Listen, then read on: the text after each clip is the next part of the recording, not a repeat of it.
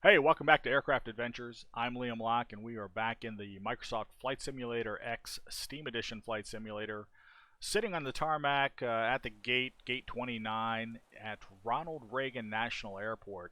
Today we're going to be flying from Reagan to Chicago O'Hare International Airport in Chicago, and it's kind of a routine flight from point A to point B.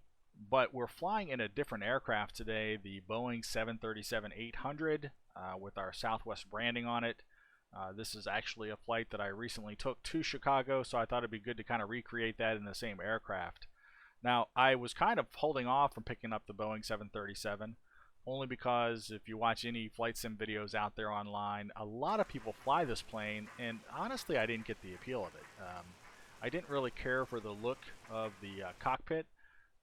It just looked like it was a little beat up, looked like it was in fact retrofitted, and after picking up the plane I did just a little bit of research on it, and come to find out that's the case, right? The Boeing 737 released back in the late 60s, retrofitted to the next generation plane in the late 90s.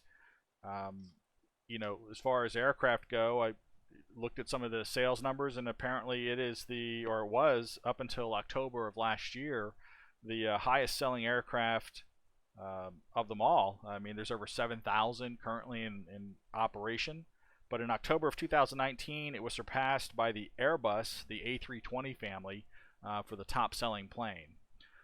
So today we're going to walk through in the 737 the cold and dark startup. We're going to get the flight management guidance system programmed, and we are going to take this routine flight. Now, our flight plan called for a departure earlier in the day, but what we're going to do is pretend that we had some mechanical issues. It's later in the day. It's actually heading into the evening, and this is going to become a night flight into Chicago. And we're going to go ahead and get things started up now from the cold and dark, as if we'd been offline for most of the day. Typically that wouldn't be the case, but that's how we're going to play it right now. So let's jump into aircraft and go ahead and get things started up. The first thing we want to do at the gate is I like to get the grounds crew situated, so I want to call for ground power and make sure I've got the air handler connected up to the plane, because I don't typically start the APU up early. That's just based off the recommendations of other folks for noise abatement and also minimizing our fuel consumption. So we're going to look down here to the CDU. We'll go ahead and get our yoke out of the way. To activate the CDU before we have any power to the plane whatsoever, before we turn anything on at all, we can press and hold this menu button. It's a convenient feature in the PMDG aircraft. And then we can start interacting with ground services. So we'll go to our ground connections. We already saw outside that we've got the wheel cones and the chocks in place. We want to call for ground power, and we want to bring on the air conditioning as well. Start getting the plane cooled off a little bit. The jetway is already connected up to the aircraft. That's how we pretty much got on. And now we want to go up to the overhead console, and we're going to start firing up the aircraft. So first order of business, we want to turn on the battery and start to see some of the aircraft come to life. Now, this particular aircraft is configured with 2 batteries. So when we look at our DC selection here in the power panel, it's set for the primary battery, and we can see we've got 28 volts in the battery. So we're good to go there. We can continue with our startup procedures.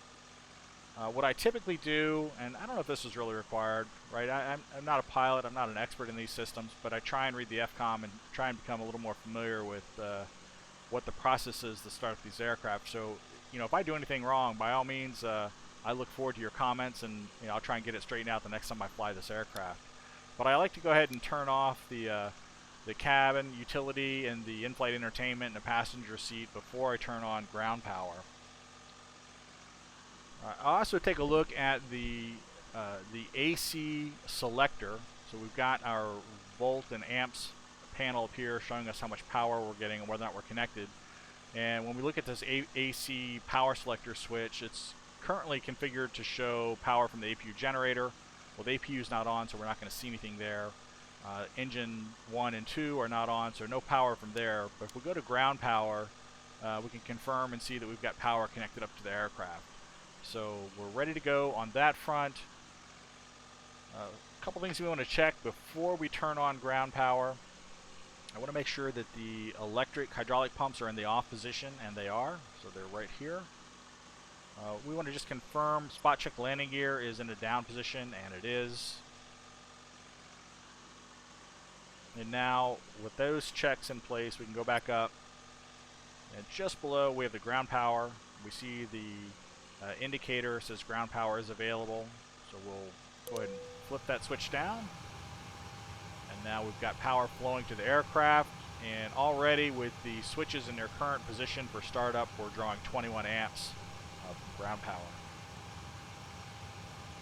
Since we are on aircraft doing work, we want to go ahead and put our navigation lights on. And in the 737, you know, the buttons are a little different. We don't have a navigation button per se. We want to turn the position light on to steady, and that will turn on our red and green navigation beacons on the wings.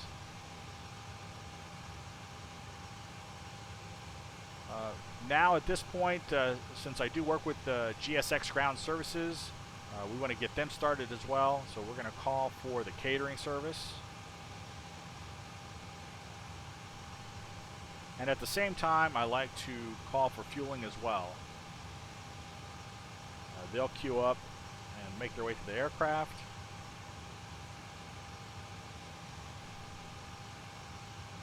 We're going to go down here to the center console, and we want to make sure that our overheat and fire detection switches are in the normal position. So those are normal. We can do a quick test of this system. Go to the left for in-op fault, make sure that our LED indicators come on, and then to the right, make sure we get a response and everything lights up here from our fire detection warning system and suppression system. We want to check also the extinguisher test switch, so left and right for 1 and 2. Make sure that these green indicators illuminate. They're good to go. And these checks that I'm running through, some of these you can skip if you don't want to do them. These are items that I've just pulled out of the FCOM, the recommended procedures for the cold and dark startup. It takes a little bit longer to go through all of these steps, but I like doing the thorough procedure. At this point in the FCOM, it actually talks about starting up the APU. I don't want to do that. I want to hold off on the APU till later.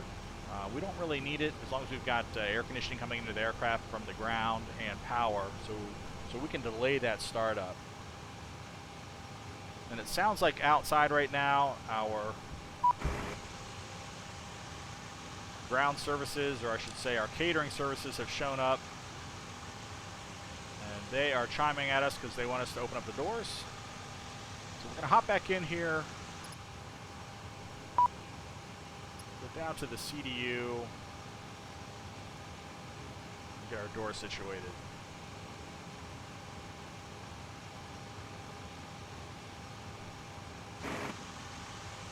There they go.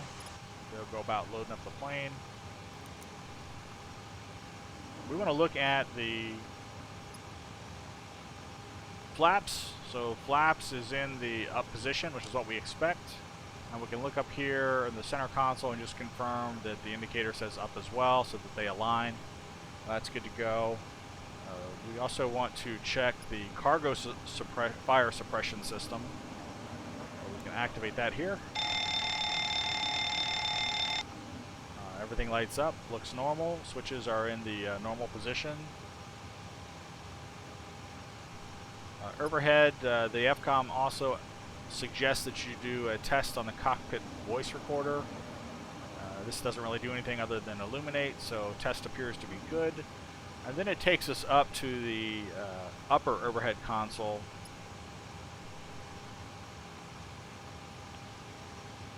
And from here, we want to do a quick test of the flight recorder. So we open up the guard here, flip the switch over to test. The indicator will go out, put the guard back down. That completes that test. And then we want to check the air Mach speed warning test. Or the Mach airspeed warning test, I should say. Stall warning test. Good to go. Make sure that the engine reverser lights are not illuminated. Currently they are not. These are the reverser. A little hard to see when they're not illuminated, and they're not active, so we can't press on them to see if they're lit. But you can turn on a test switch down on the console. If we go down to the front center pedestal, over here you can see the light test switch. Throw that up in the test. And now you can see here the reverser lights. So those are good. Go back down and turn those off. It's a good thing to throw this in a test if you're trying to get the lay of the land. You're trying to figure out where indicator lights are or certain switches are. Sometimes turning on the test indicator can help you to find those things. Looks like catering is complete, so they're calling for us to close those doors.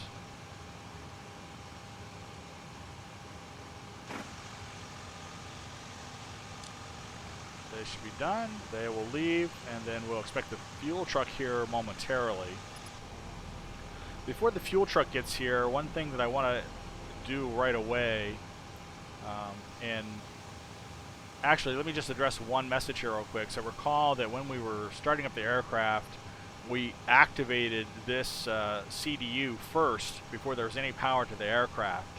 So you get this warning message, this dual FMC op restored, because once we brought power to the aircraft, we activated the other CDU, and now they are aligned again, as opposed to working individually. So we can just clear that message and move on. But I want to hop out here and go to our payload information and our fuel. Specifically, I want to go to the fuel right away, because when you first get into the aircraft and you set it for cold and dark, basically it's got a full tank of gas pretty much. And we don't want that to be full right now. The easiest way for me, what I typically do is just say drop it down to 10%. So put in 10 in a scratch pad and then click the total level. And that will remove the fuel out of the fuel tank. So now we're ready to add fuel to meet the requirements of our flight plan once the fuel truck arrives. Since we're already here in this general area, it's a good opportunity for us to also go ahead and set our payload. By default, it already shows that there's passengers and cargo on board the plane. Well, we want to adjust that to meet our flight plan. So if we go out and take a look at the flight plan, here's our flight plan to Chicago today.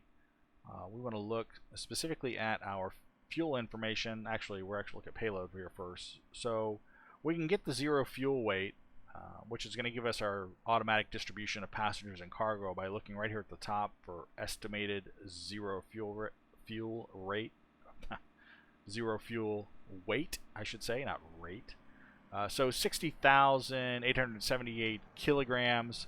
Also further down in the flight plan, we can see zero fuel weight at 60.9. That's the number we need to enter right here where this 55.2 is. So we'll go back into the cockpit.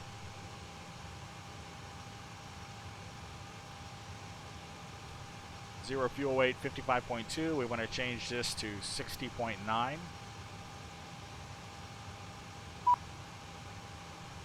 Put a little slash on there. So now we're at 60.9. We get automatic distribution of passengers and cargo. Even though our flight plan indicated we didn't have any cargo, that's fine. We've got a few less passengers and a little more cargo.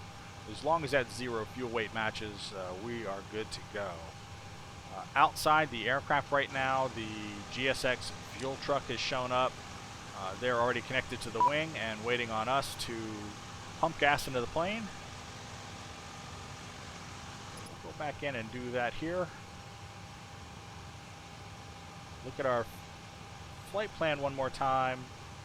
Go back up to our fuel. Our block fuel today, 9,784 kilograms, 9.7 metric tons.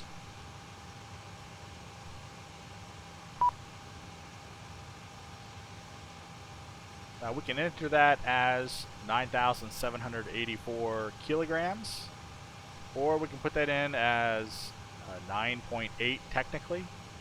Or we'll just go ahead and do it the long form, 9,784. Drop that up in here to total fuel. The fuel truck has already loaded the fuel. will wrap up, disconnect, and move about its business. And we'll continue with our startup. So we're carrying about half of our capacity for fuel, so 46.8% fuel. I'm going to go back to our checklist and pick up where we left off. So we were looking at the upper overhead panel. We had just confirmed that the reverser switches were not illuminated. We want to make sure our electric engine controls are in the on position, that our crew oxygen is set correctly to, what was that, about 1700 psi. Passenger oxygen masks are in the normal position, so the guard is closed, it's up and normal. Dome light is currently off. We've got enough outside light, we don't need to turn on the interior lights. I should say the interior overhead dome light at least. We want to go over and make sure that the GPS light, that's right here in this switch, is not illuminated, and it's not. And now we're ready to start turning on our initial reference units. The IRS is a redundant system, so we've got 2 IRUs here we need to initialize. But before we do that, we can use this Irs Display up here to gauge how long the startup will take. This procedure is a little different.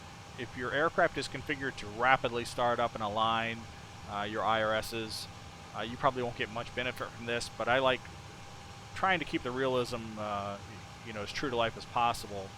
So the first thing we need to do is change the setting here on the display select to heading status. So we're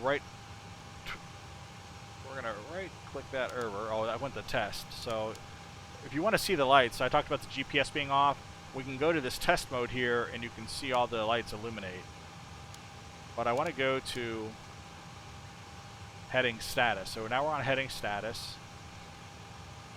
And from there, I want to take the first IRU and put it in the nav position. Wait for on DC to go off. Should say align, and then we'll bring up the other one to nav.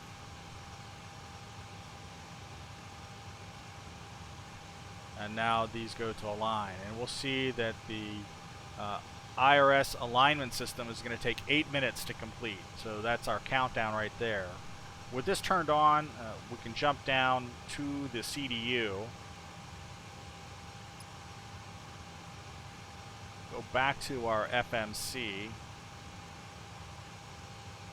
And look here, just kind of verify the identification of the aircraft. So 737-800, we are running, I believe, the current AIRAC data. Looks like it's current.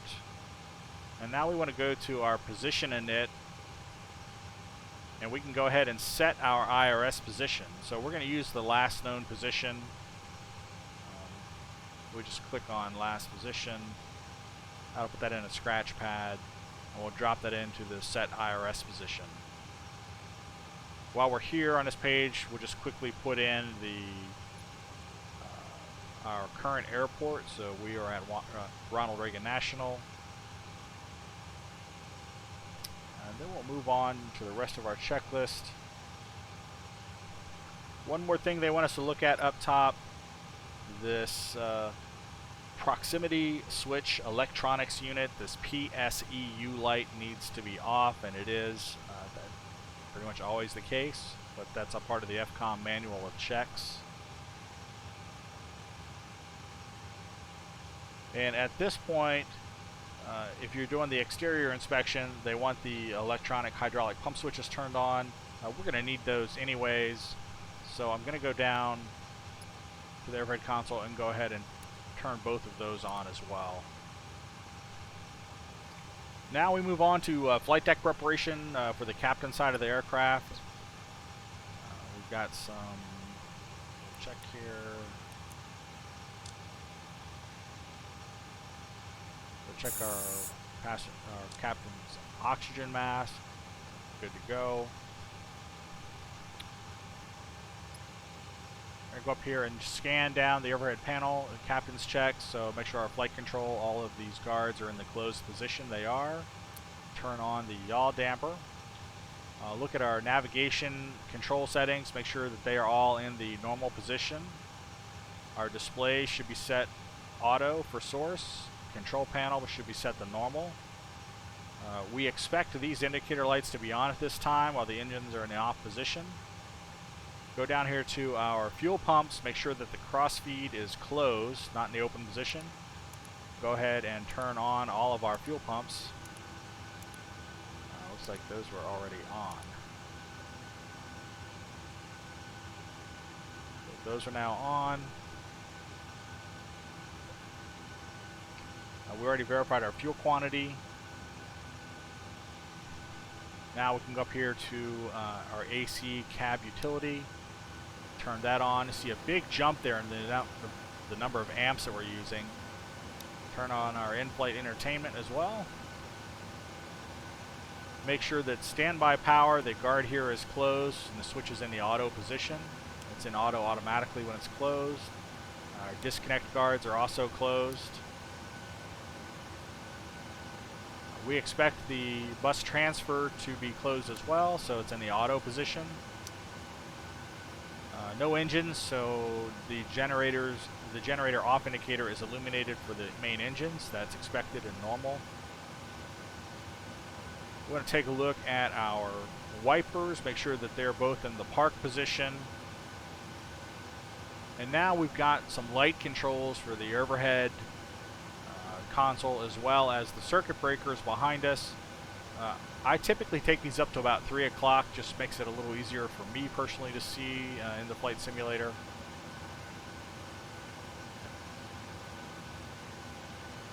We've got about 3 o'clock, and the same thing with the overhead panel. It's going to be getting dark really soon, so I'm going to go ahead and turn these lights on now rather than wait till I can't see. So about 3 o'clock on these light controls. Make sure that our equipment cooling switches are in both the norm position here. With power to the aircraft, we can go ahead and activate and arm our emergency exit lights. We just do that by closing the guard. Go ahead and put the seatbelts to the on position. No need to do anything with the chime right now.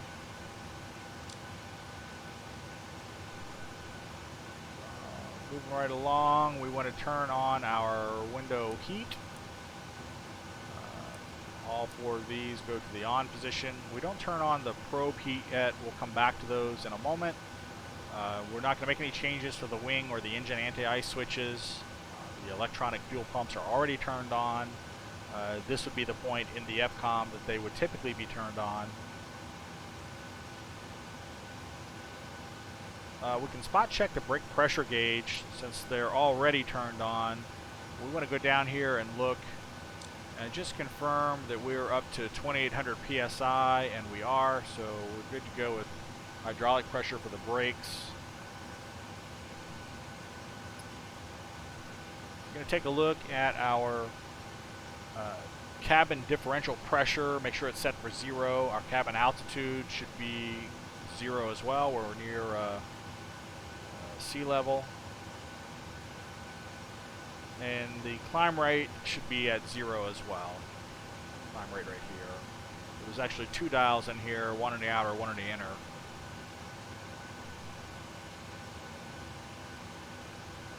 No changes to the exterior lights yet. We only need the navigation lights at this point.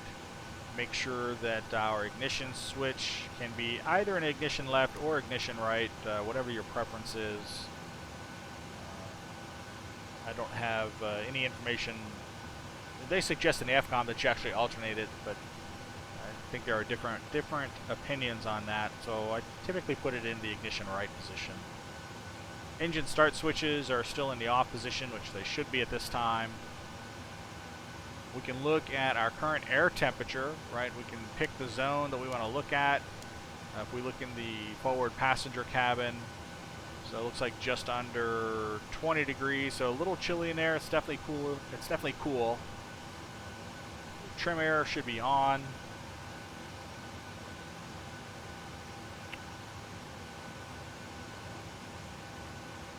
Actually, this I'm getting into now, the first officer's checks. Just typically used to doing both, but the captain would actually stop at the engine start switches, so we've done that. Now we're going to go down to his side of the plane and look at his Efis control panel.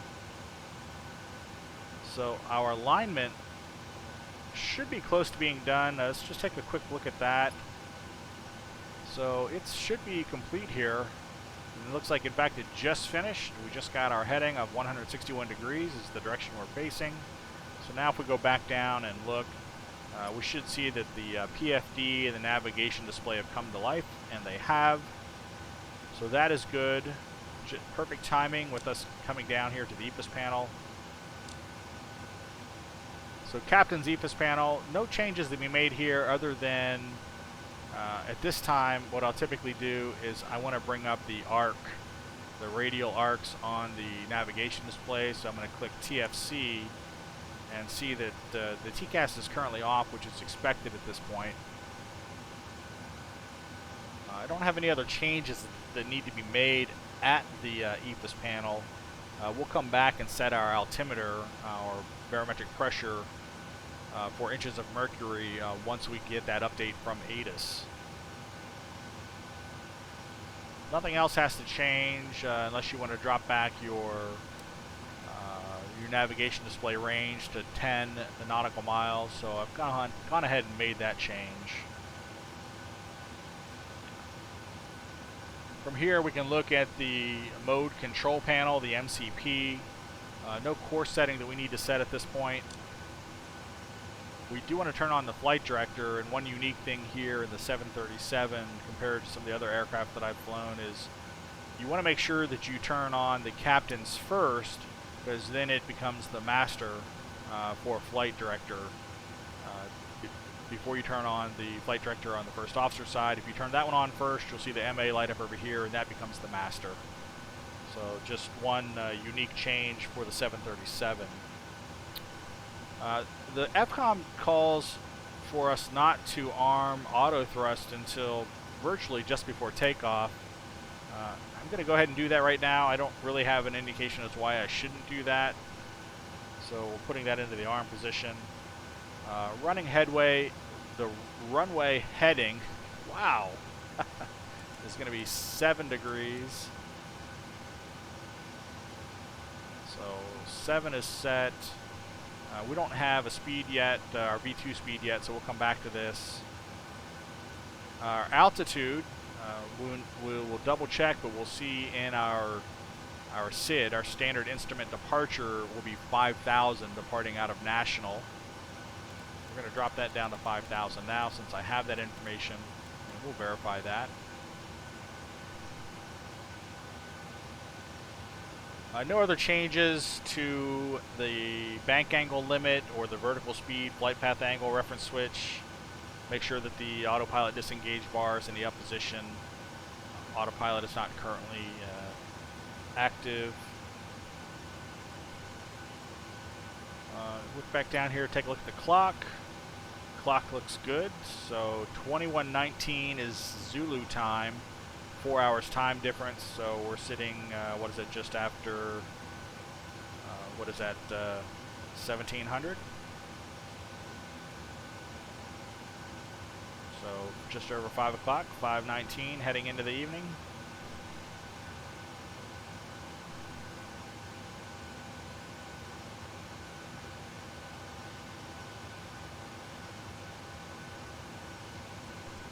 Just below the clock, we have our nose wheel steering, if you can see that. So that should be in the normal position, and it is. Want to make sure that our main panel display units should be set to norm. Our lower display unit should be set to norm as well. No warnings here. We're going to take a look at the PFD and the navigation display, specifically confirm that the flight mode annunciator, this box here at the top, is blank. However, it does have the arm indicated in it because I turned on the auto throttle arm early. So that's expected. We have, this would be pitch and roll. Autopilot status should be up here, flight director, so that's what we expect to see. Our altimeter setting is set for its default of 2992. We'll adjust that here momentarily. And the navigation display has no flags displayed, and we don't have a route information programmed in yet, so we'll come back to that.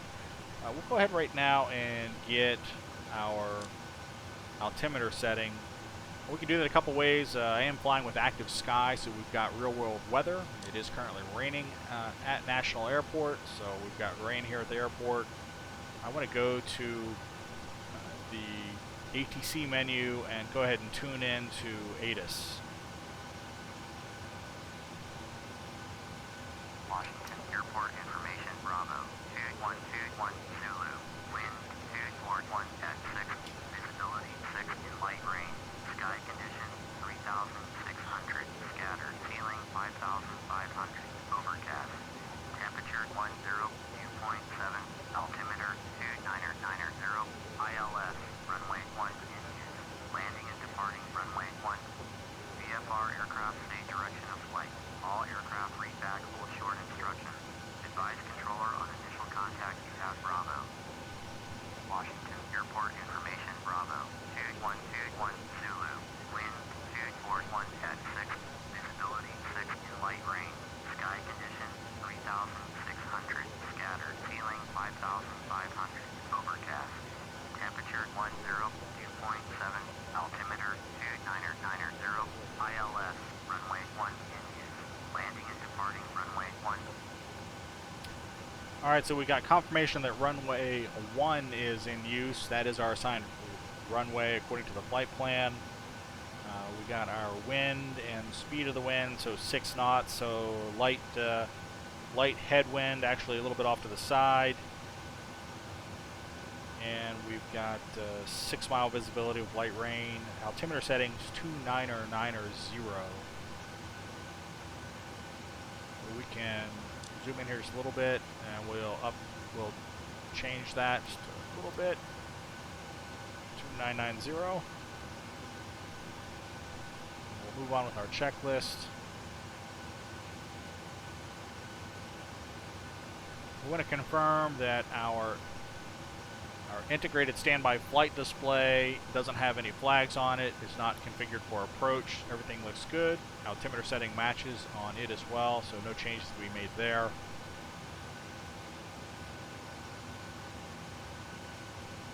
We're going to go to the engine display control panel. So here in the center pedestal, N1 should be set for auto, speed for auto.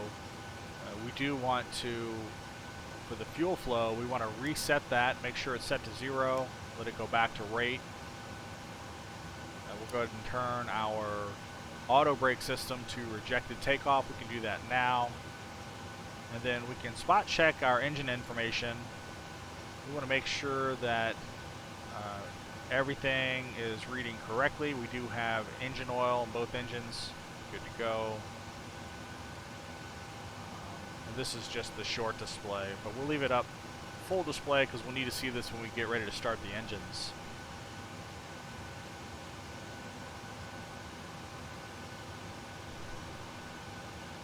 We'll verify that our speed brake is in the down position, so they are down. Our flaps are up. We already verified that. Our engine cutoff switches are in a cutoff position. Throttles are at idle. Reversers are disengaged. We can go ahead and activate the parking brake now in the aircraft. We do have brake pressure. Verify that the stabilizer trim is in the normal position. It's a little hard to see from this angle, but they are in the up normal position. So those should be fine as well.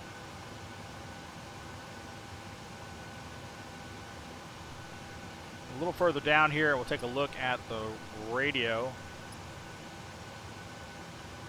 So radio is set and ready to go. One thing we can do is I'm going to need to dial in the weather for active sky. So we'll verify active skies local weather rather than ATIS. It's going to be the same thing. Might be some additional information. Will probably be updated before we actually depart national. So that's set to go at 122.0 is the local closest weather station in active sky. We don't have any nav settings we need to set right now, so those are good. We should turn on channel 1 for listening. really should have been on before we got the ATIS, but we'll forgive that. No ADF settings. We do want to set our panel brightness and our floodlight. For the floodlight, so those aren't the backlit labels, those are some of the interior lighting. I only take those by preference up to about 12 o'clock. I don't want it to be too bright in the plane. But the backlighting on the lettering on the panel, I typically go to about 3. Take a look at our weather radar. By default, this is typically set to weather for both left and right displays, and auto for our tilt, which is what I prefer. That way we don't have to fumble with it during flight. We're not doing anything with our heads-up display at the moment, so we can skip over that. We do want to put in our transponder code. Even though we haven't been issued it yet, we're not working with ATC for this flight, so I can go ahead and just put in my go-to code, so 2563. Good to go. We'll leave this as standby for the moment. At this point, aircraft should be comfortable, and we are ready to start asking passengers to board, so this is a good time to engage GSX and have them do that. So we'll jump up here. If we look outside, we'll see that everyone's kind of in position, ready to get the aircraft boarded up, or get the luggage loaded up, I should say. So if we activate GSX ground services, we're going to call for boarding. That kind of brings everybody to life. And we will need to open the cargo bay doors for them so that they can do their loading.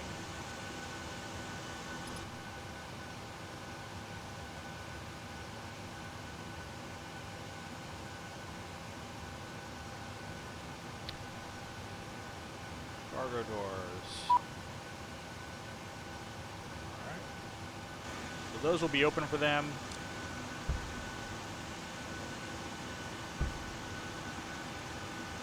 The baggage trains will go off and pick up baggage for the passengers who are getting ready to board the aircraft. Moving on with our checklist, we're going to go ahead and program the FMC now.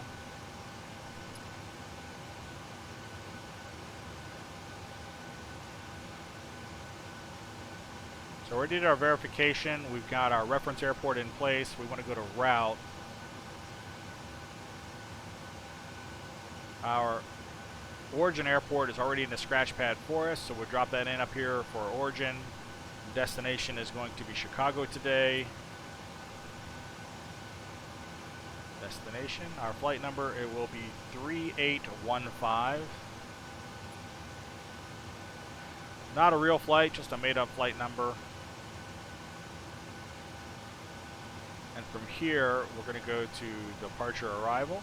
And for departing out of National, we'll be on runway 1. And we know that our SID is wings 4 according to the flight plan. And I'll just hop out and give you a quick look at that. We'll look again at the flight plan.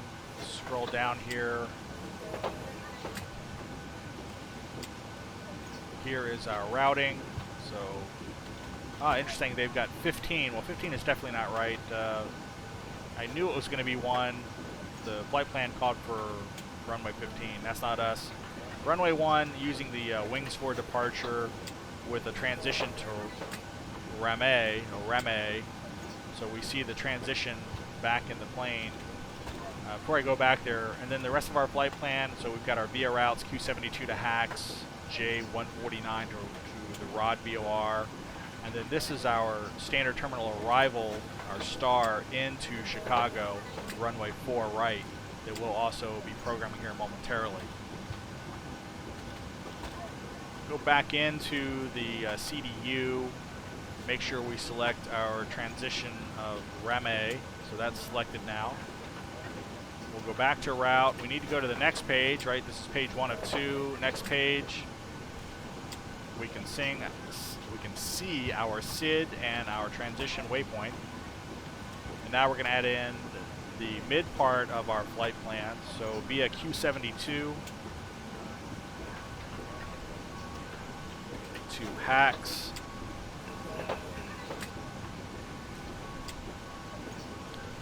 Then J149.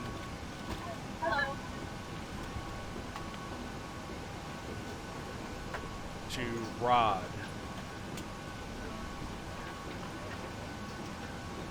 And now we want to go back to departure arrival and pick our arrival into Chicago. So we are approaching, or we're going to be arriving ILS runway 4 right. And our flight plan called for the Watson 3 star. So here is the Watson 3. And the transition onto the Watson 3 is going to be via the rod VOR. So select that. Go back to route. And we can do a quick check of that. Everything looks fine. Now we'll need to look at the legs here momentarily. If we go to legs, we can see our flight plan is starting to be drawn on the navigation display. We'll make this a little easier to look at. We'll flip over to plan here from the Efis panel. Zoom out just a little bit. And now we can follow our plan heading out of Washington towards Chicago. And we can step through this and look for any flight discontinuities that might exist. So we've got some other intermediate waypoints along the way. Here's hacks. Here's the rod VOR where we start our transition to the Watson star. A number of other intermediate waypoints as we fly the star. And then we get into Cernak. Now if I zoom out here just a little bit more, so we do have a disconnect right here. We don't know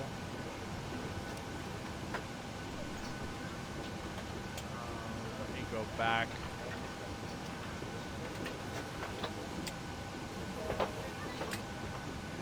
Go back to the previous page here.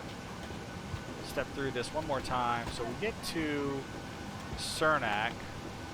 We end up with a vector of 270. So we'd be flying straight 270 degrees because we don't know how to get to the next waypoint. So we're going to take a look at that here in a moment. In fact, we'll just look at it right now. Let's go out to Navigraph and take a look at this. So if I bring up the Navigraph display,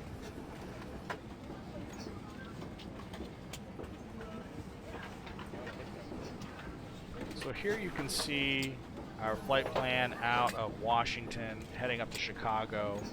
This green part is the star into Chicago. And then here is Cernak up here. If we zoom in, take a look at this.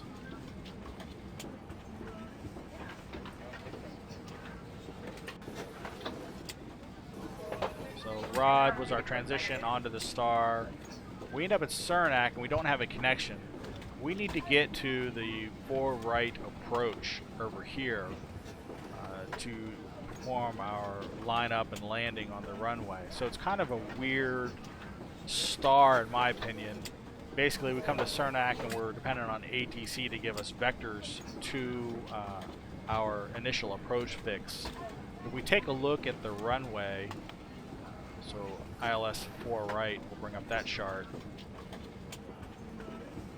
We can almost connect up at any point. The furthest point out, which would be 31.6 miles from the airport, nautical miles, would be Ron.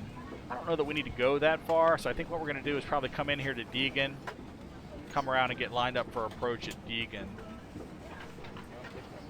So what I want to do, because Napper, if you look at our next waypoint in the aircraft, was Napper. We'll go back and look at that here in a moment. I want to add 2 additional waypoints before that. the transition from the Cernak waypoint. So we'll connect that link here to Deegan. So let's go back into the cockpit. We have Cernak. We want to drop in Deegan first.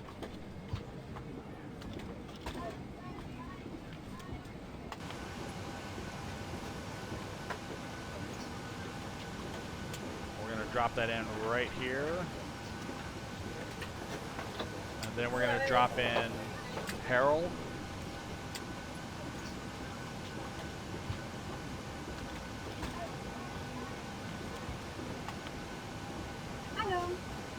And we still have this vectored guidance we need to get rid of.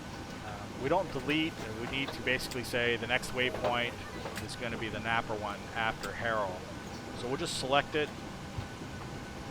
and drop that in up top here. And that will close the gap. So now from Harold to Napa to Rex down to runway 4 right, that completes our flight plan. So we should be good to go at this point.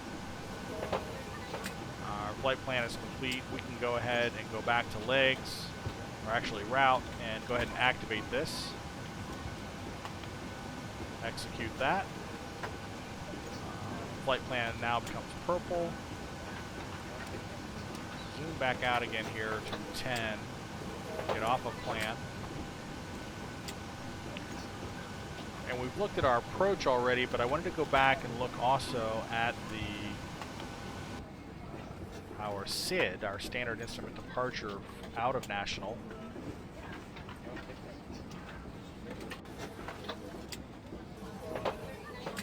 So let's take another close look here. Good evening, ma'am. How are you? I'm doing good. At Navograph again.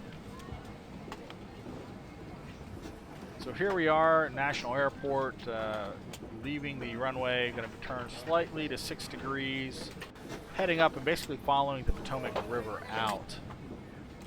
And according to this SID from runway 1, you can see the climb heading 6 degrees, intercept course 334, onto the Adaxi waypoint, and then out to wings.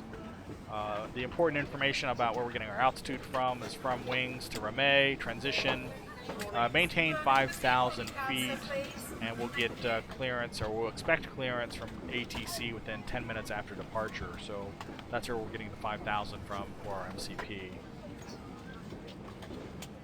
So there you go. Out to Daxi, wings, and then Ramey is our transition into our flight plan.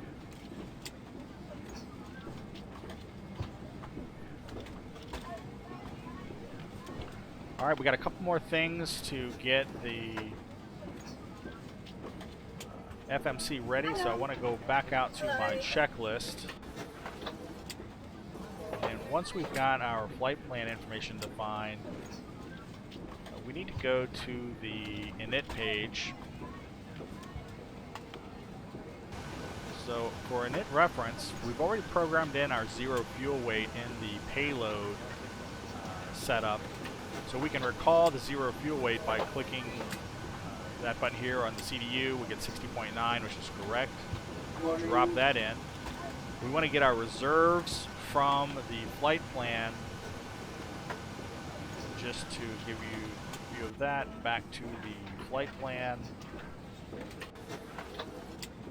Here on our flight plan, if you scroll up, we had our block fuel of 9.8 metric tons. Our reserves is basically our ultimate destination and our hour of additional reserve fuel. So this is going to come in at 4.5 metric tons of fuel for reserve. That's what we're going to drop in.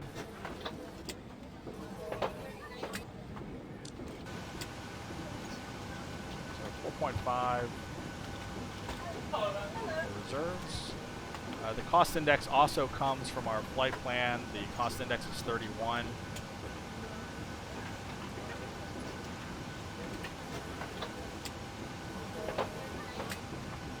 And then our cruise altitude, right, 31 cost index. Our flight level 340, so 34,000 feet.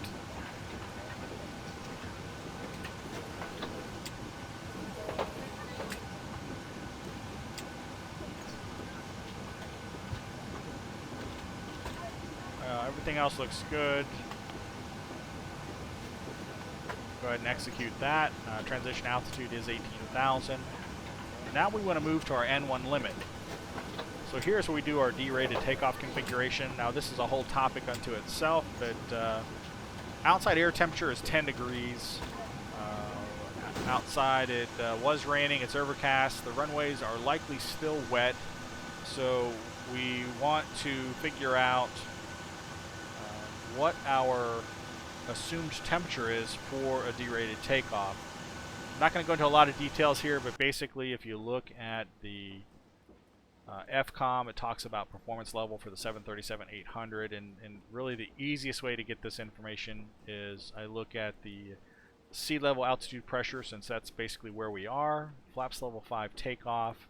I've already looked up the runway information, so the runway is runway 1 at National 7,169 feet or 2,185 meters. So 2,185 is pretty close to 2,200.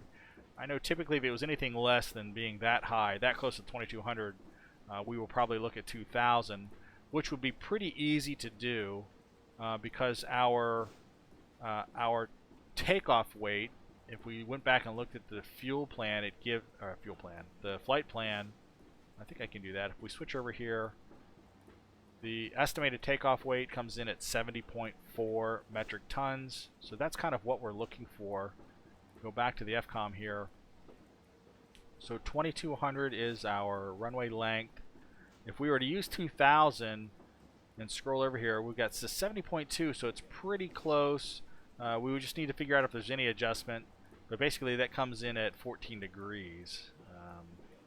But if we look at 2,200, so 2,200 is the length of the airfield. We're going to go over here. We need to find 70.4. And that's going to fall here between 30 and 42. If we use interpolation, we can basically figure out what the assumed temperature should be for this airfield, for this runway, between 71.8 and 66.7. I've already done the math. Basically what it comes down to is 34 degrees is what we're going to plug in for our assumed temperature. If you want to know more about that, ask me a question. I had a hard time finding this information, and I am actually going to put together a video on this, on how I come to this. There's a lot more that goes into this than I'm covering, but I just was desperate to figure out how to figure out this assumed temperature, and I think I've got it to a point where I can do it. I can do it on most of my flights. So that's enough about that. Let's jump back into the cockpit here. It sounds like the passengers are already boarded as well. Back down here to the FMC. So I have an assumed temperature of 34 degrees, which is going to give us our derated setting. So 94.2% N1 for takeoff. That should be, we should have sufficient runway at our current load to get us efficiently up in the air without overworking the engines.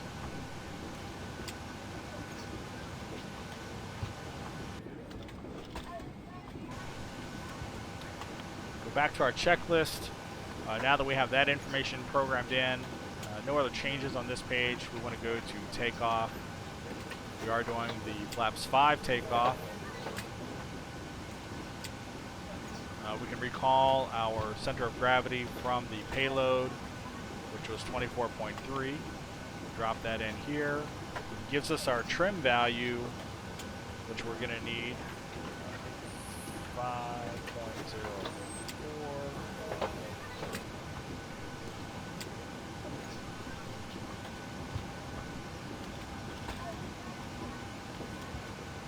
And it also gives us our V1 rotate and V2 speeds. We need to activate those and put them onto the speed tape. Now we get this warning about unable 220 knots at Adaxi.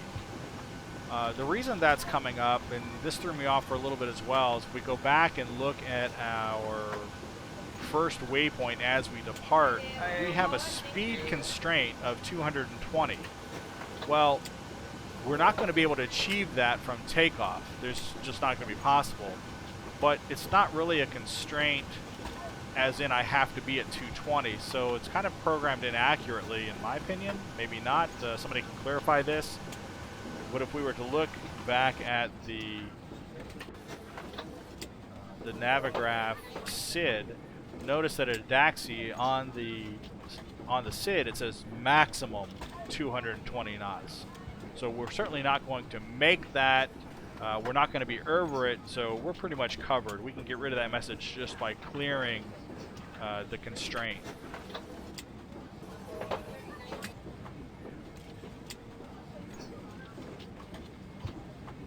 So this is not a problem. We're going to clear this. Delete constraint.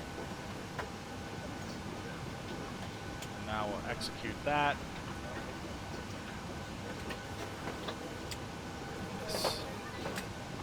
Alright, so now we've got, we're going to be under 220. We're only going to achieve about just over 200 knots at a DAXI, so that meets the maximum, under the maximum of 220. So we're good to go, and we've got rid of the warning. So ready to press on. At this point, passengers are just about finished loading up. In fact, it sounds like they just finished. I want to get the APU powered on. We took a little additional time explaining some things. But passengers are loaded. They're calling for me to close the door.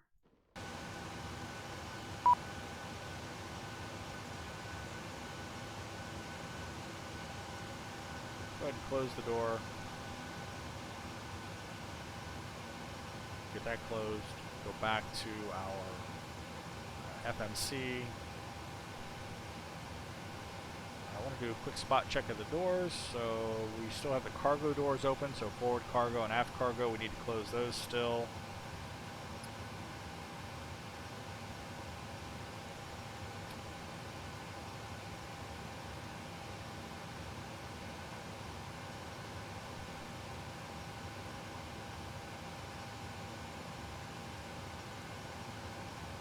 Alright, we've got those doors closed. Alright, so from the overhead console, we want to turn on the APU, so we see the ground power is still connected. We've got our APU switch down here at the bottom. So we'll go to the on position, go ahead and click down to start to get it started. And now we will wait for it to initialize. We can monitor the exhaust gas temperature from this EGT gauge right here. We can also switch over here to the APU generator and wait for AC volts to appear up in our power display. So this is going to spike normally with the APU starting up.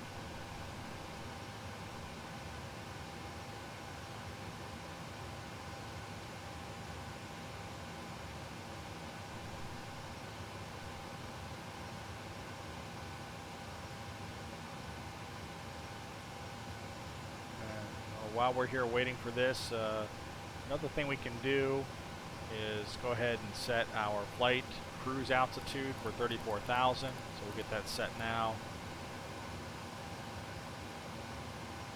So the APU is started up. Notice up here for APU generator, we now have a readout from the APU generator. So we've got AC power available from the APU to use. To start utilizing that now and switch off of ground power, we need to go down here to our power settings for the APU and go ahead and turn those on. So on. And those lights went out, the source lights went out. We can see now that we are consuming amps from the APU. If we look back at ground power, we're not consuming any amps from ground power. So we can now disconnect that. So we'll turn that off. Go back here and monitor our APU power. And before we're ready to move on from this point, we want to do the flight deck preparation for the first officer. He's got a couple of things that he's going to run through as well.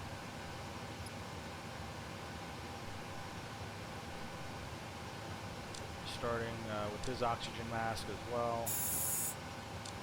go.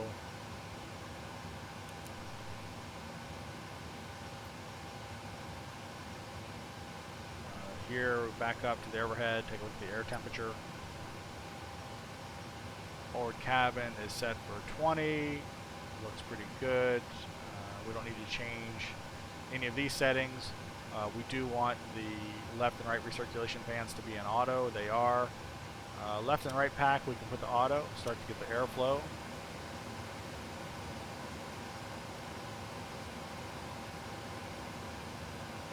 A-fugue lead is currently in the on position. And the isolation valve can be open right now. Looks good. Auto for our pressurization. No other lights quite to change yet.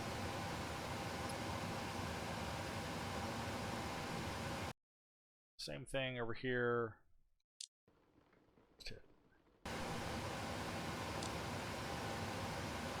So we want to hit the TFC button in the middle of our range selector to get our arcs on the navigation display. PFD looks good. We do have our V1 speed. Our flight mode annunciator is clear with the exception of ARM. 5,000 altitude is programmed in. Altimeter matches up. No issues there. TCAS is still off, which is expected. The main panel display units and the lower display units are both set to norm on the first officer's side. That's good. Get this here out of the way. We do want to adjust our lights. Now, I think I mixed this on the first officer side, so we're on the captain's side. So main panel, we're going to go to 3 o'clock. The inboard display unit, this lower one, we go to 3 o'clock as well. Outboard, 3 o'clock. But the middle one here in the inboard display, we do that 12 o'clock because we don't want the intensity to be so bright. It affects if we see terrain on the navigation display or weather on the navigation display. We don't want those colors to be so intense on that display that we can't see the other indicators underneath. So good to back down those colors just a little bit. I'm going to hop over to the captain's side, check his lights as well. He's got a couple more settings, so main panel, 3 o'clock. Outboard display, 3 o'clock as well. Inboard, 3 o'clock. Inboard, 12 o'clock for the terrain and weather radar. And the lower display over here gets the exact same settings in case you move the navigation display down there.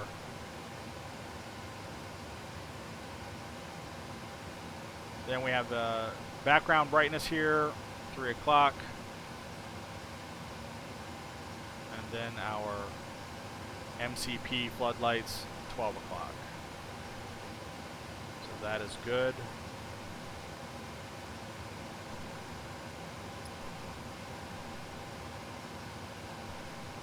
The first officer needs his flight director turned on.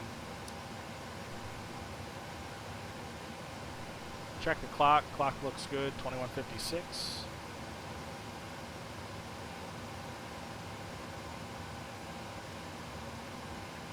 We already checked the PFD and navigation display. They're set. We can do a ground proximity warning test. That button is right down here.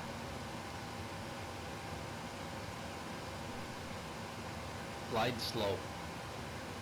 Pull up. System test. Wind shear. Wind shear.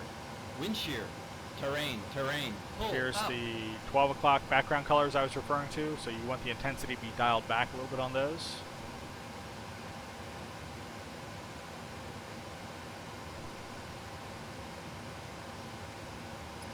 Take a look at the first officer's radio. We'll activate 2. Mic selector is already enabled. Nothing to do here, but I'll go ahead and put in our destination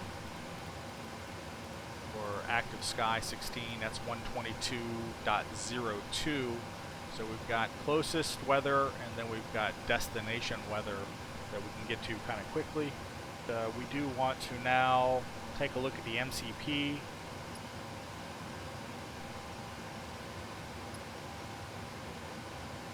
know that our V2 speed is 142, so we want to dial that in up here for our speed setting. Actually, I stand corrected. That would be wrong. That's the V1 speed. Let's go back to our init reference here and look specifically at takeoff. 152 is our V2, so this should be 152. Auto throttle armed. We can go ahead and arm the VNAV and the LNAV now. And initial heading and initial altitude is set. We are good to go. We'll be backing out from gate 29, putting the nose to the left, heading out, taxiing down to the right to runway 1. At this point, we would probably get ATC IFR clearance, set our transponder code, which we've already done. Boarding is complete, doors are closed, exterior doors have been checked, and we are now ready to request pushback and start up the engines.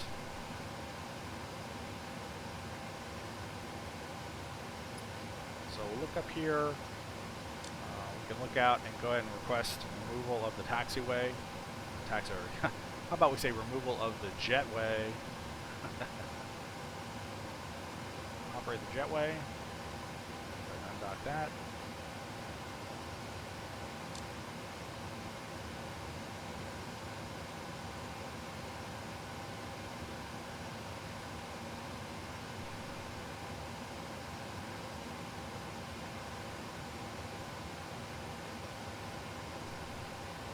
We'll go ahead and call for pushback.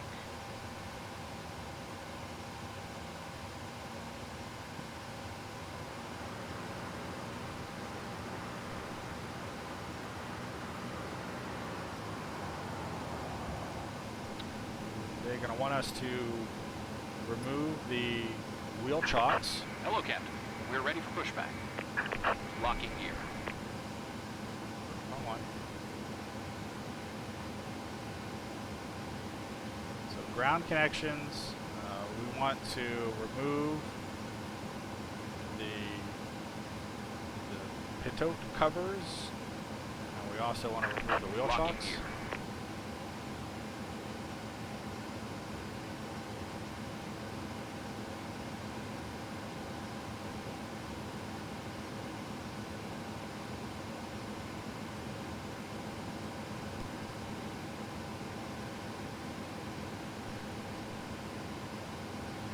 Left. Departure check completed. Bypass pin inserted. Release parking brakes. So we'll release the parking Commencing brake. push. They'll start All their engines clear. push. Start at will. Before we start the engines, we're going to go up here to our anti-collision, get that light turned on. We're going to go ahead and turn our wing light on as well. Turn our logo light on since it's starting to get a little dark outside. And we want to go and start the right engine, so engine number 2, we're going to move into the ground position, but before we do that, we also need to turn off our packs. So we'll turn the packs off. We're going to divert all that bleed air to the start of the engine, so we'll put the engine in the ground. We'll wait for the engine to start its rotation. Need the N2 here to get up to about 25%.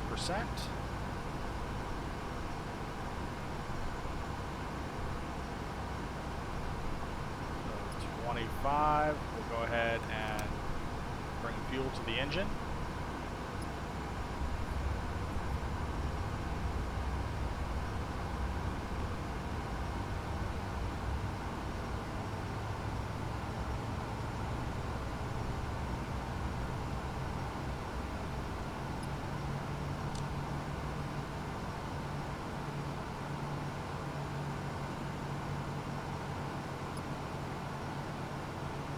Eye on our pushback. We should be good for pushback. Set parking brakes.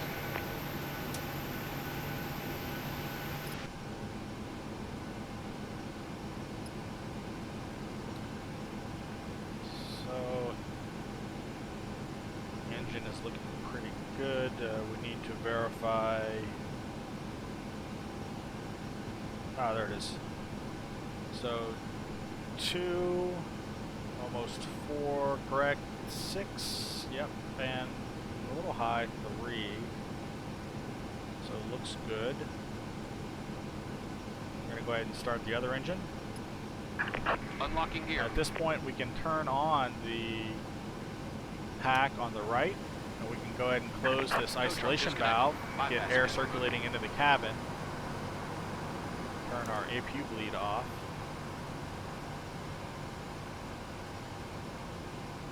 We'll turn this off as well.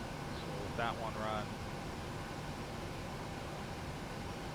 Go ahead and put our engine number 1 to ground position and get it started.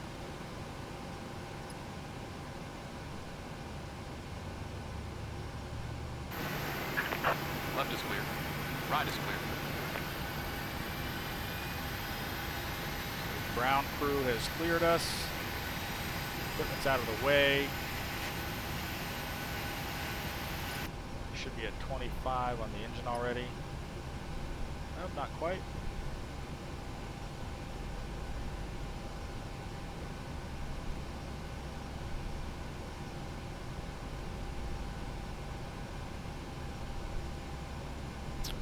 So we're not getting enough air pressure, so I'm going to go back up here. Let's turn that off.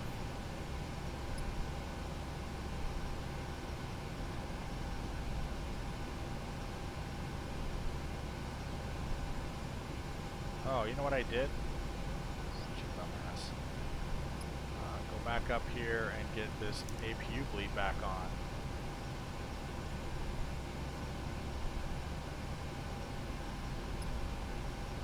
There we go, now we're at 25. That was a little bit of a mistake.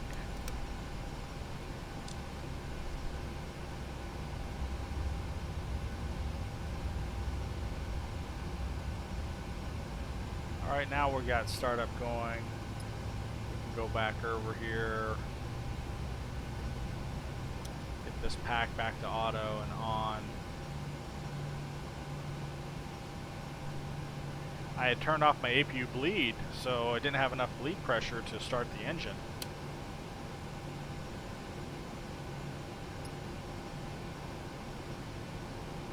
Looks good. 2, almost 4, 6, and 3. That looks good. Everything's in the white. No yellow. No warnings. So engine start is complete. Go down here and get our transponder set. Set this here for TA only. We also want to go up overhead and switch our power, so we're still running on the APU generator. We can look at Gen 1 is not drawing any current, Gen 2, but they're both available. So down here to the bus transfer, we want to turn on generator 1, generator 2, turn off the APU generator.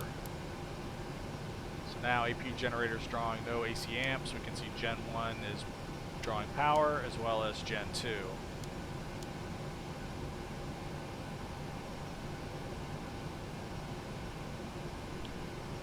we can go ahead and turn off the APU.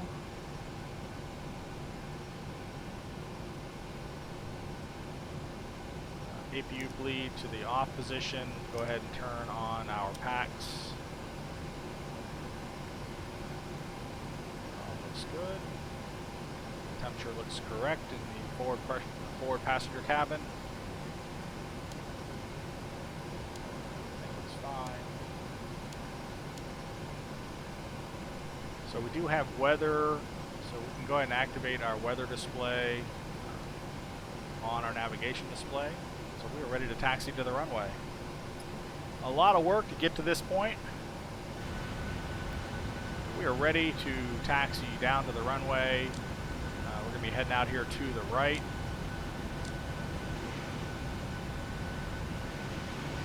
Runway 1 is just down over that way. We've got our lights on, so we are ready to move on out.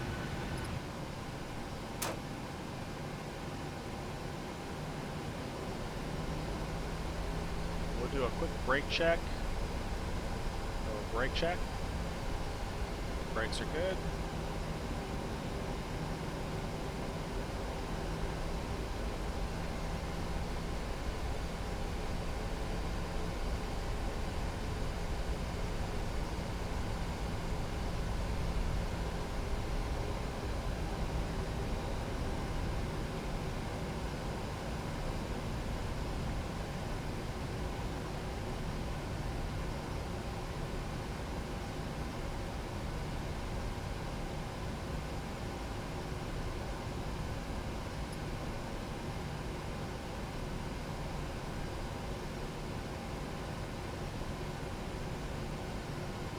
So the airport is very quiet, and in these times, considering the pandemic and everything that is going on, there's probably a lot of aircraft just sitting around. Not a whole lot of activity going on at the airport.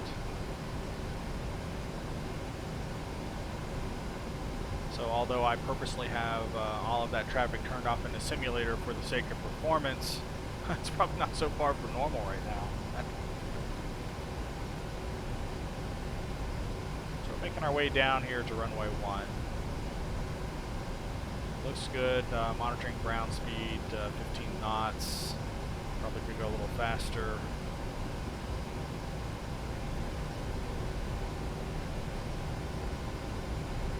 You can recognize there's the old terminal over there. Southwest actually works out of that terminal, but I'm working with a new AF CAD file, which is basically the airport layout for National, and they changed those parking spots from medium. Hello, as a truck is heading right towards us. Hello, buddy. Yeah, I'm kind of here.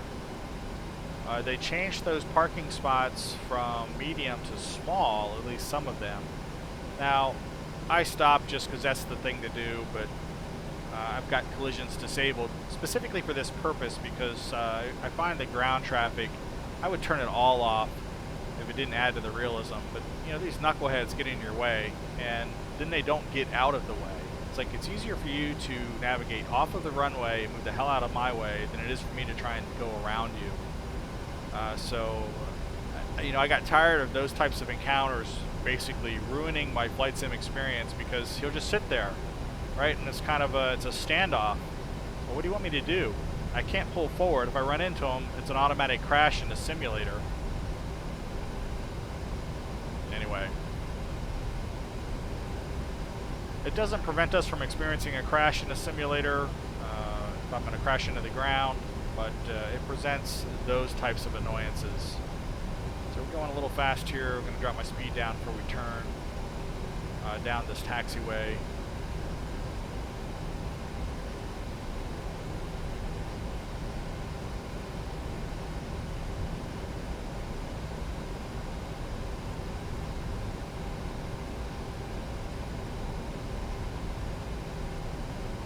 Here's a hold short line, no traffic. Approaching 04. We're going to press on over top of runway 4 here.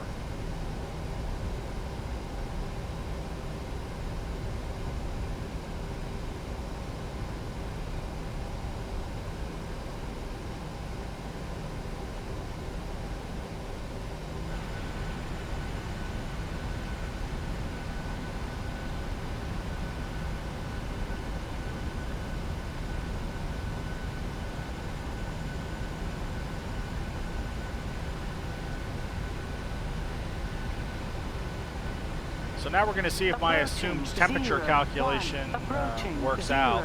So we'll come to a stop here at the hold short line. We've got a couple things to do real quick in the cockpit. So we're getting ready for takeoff. We need to put our landing lights all in the on position. Change our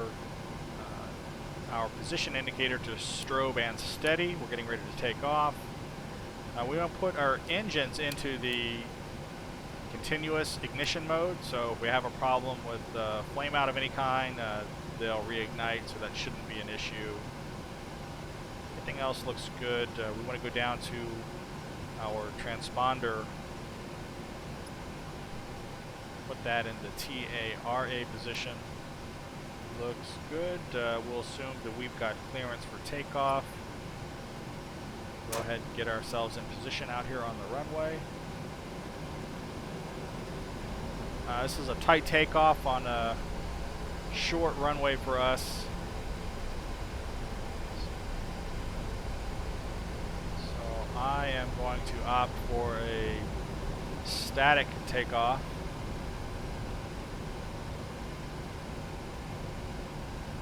Which just means we're going to get ourselves here into position. On runway 01. Get ourselves in position. We're going to spool the engines up to about 40%. Let them catch up. We're going to release the brake. And we're going to hit the clock here for our chrono timer. And now we're going to hit toga.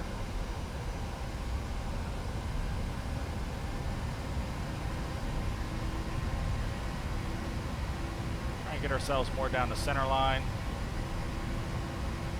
Airspeed's alive, been alive. 80 knots. Keep the center line.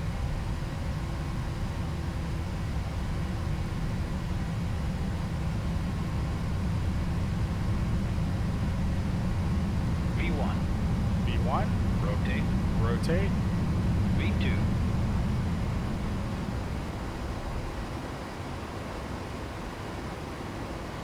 Gear up. Positive rate of climb. Gear up.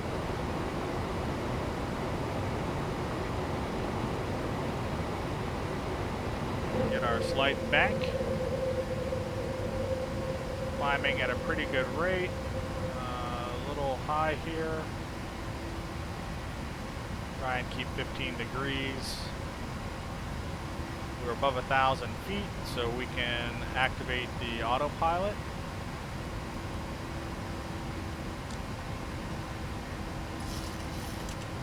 Monitor our speed. We're going to do flaps in 1.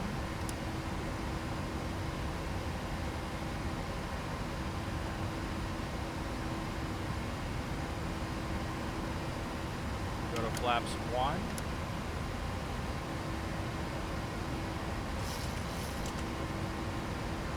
Looking pretty good.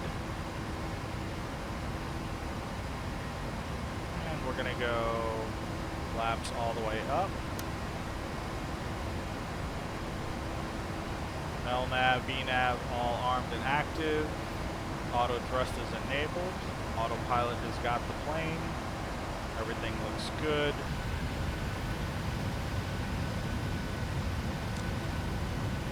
And you can see we're following the path pretty much of the Potomac River out of Washington National. Look back around. You can see the airport just back over there. So here we go, runway 1, up and out, up over the bridges, and making our way out. Reaching 5,000 feet altitude. Getting ready to level off. We can look at our progress here.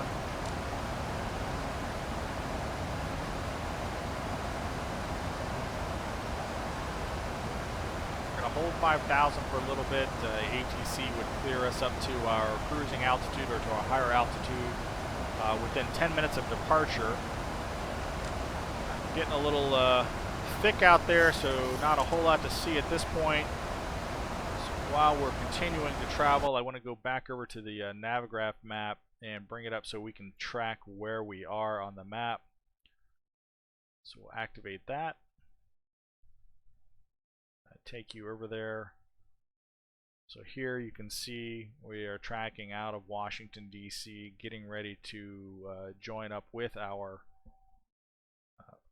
regular flight plan. If we look at the SID, we'll bring it up here on display. We can see where we are on our departure. So we're still holding 5,000 is fine. We're going to hold it on out to a little ways, probably beyond the mellow waypoint, and then we'll pretend as if ATC has given us guidance to start our climb up to our cruising altitude. We'll go back into the aircraft here, see what we can see outside. So our after takeoff checklist, we want to make sure that our auto brakes are off.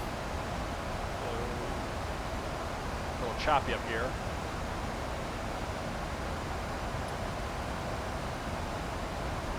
So auto brakes are off. And our flaps are in the up position. Flaps are in the up position, so that is good. We want to do heading to course 285.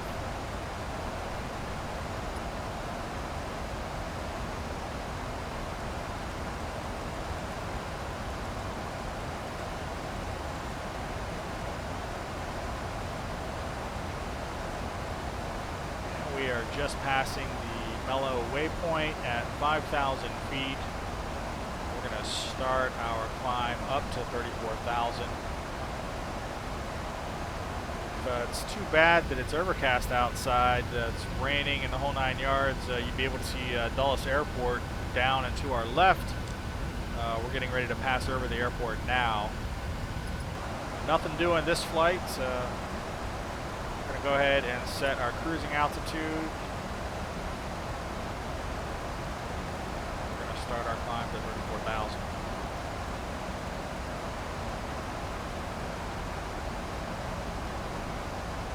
Good. The easiest way to get this to engage, we're holding tight here at 5,000. We're going to do our altitude intervene, and now we'll start our climb.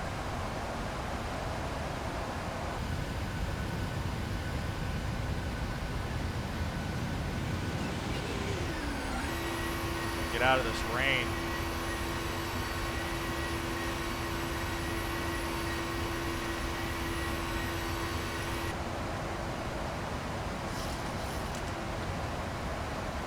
Go up to the overhead console and turn off our taxi lights.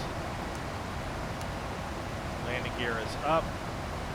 Put our engines back to the off position.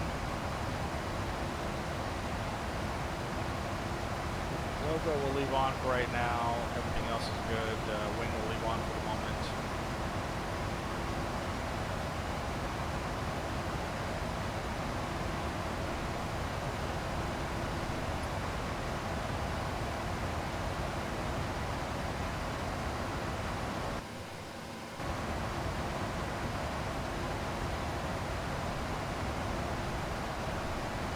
So climbing up there 8,600, 8,700 feet. We'll hit 10,000 and we'll turn off the landing lights.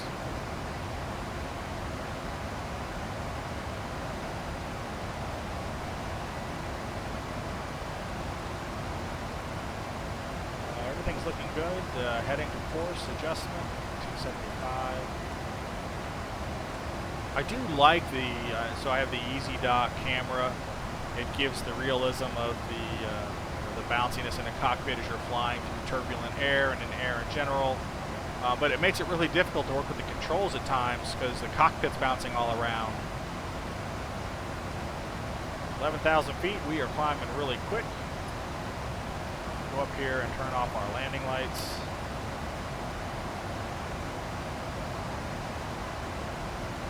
Everything is looking good. One thing we forgot to do though is our probe heat. That could have been a problem. Missed a step there. Fortunately, didn't cause a problem for us.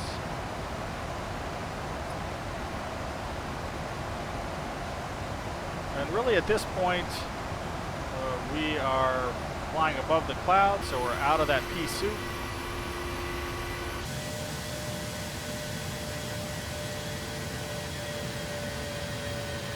Once we hit 18,000 feet, our transition altitude will change our altimeter setting to standard.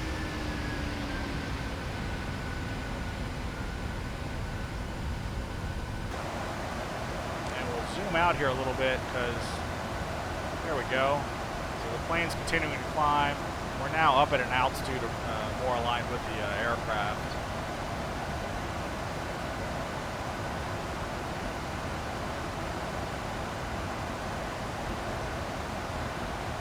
Yes, you go.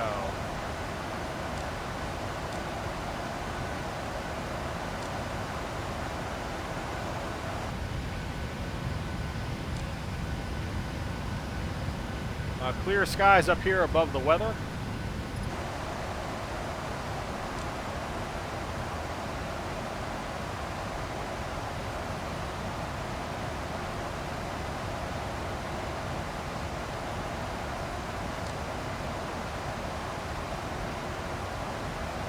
Everything is looking pretty good.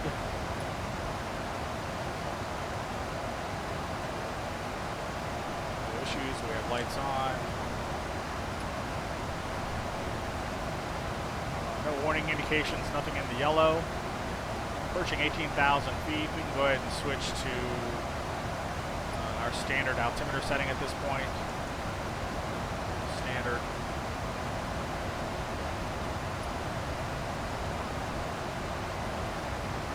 Go back and take a quick look at our progress from the nav graph display. And you can see already we are making our way, departing the Washington metropolitan area, heading out towards Front Royal, approaching West Virginia, and we've got a little ways to go. So that is basically it at this point. Go back out here.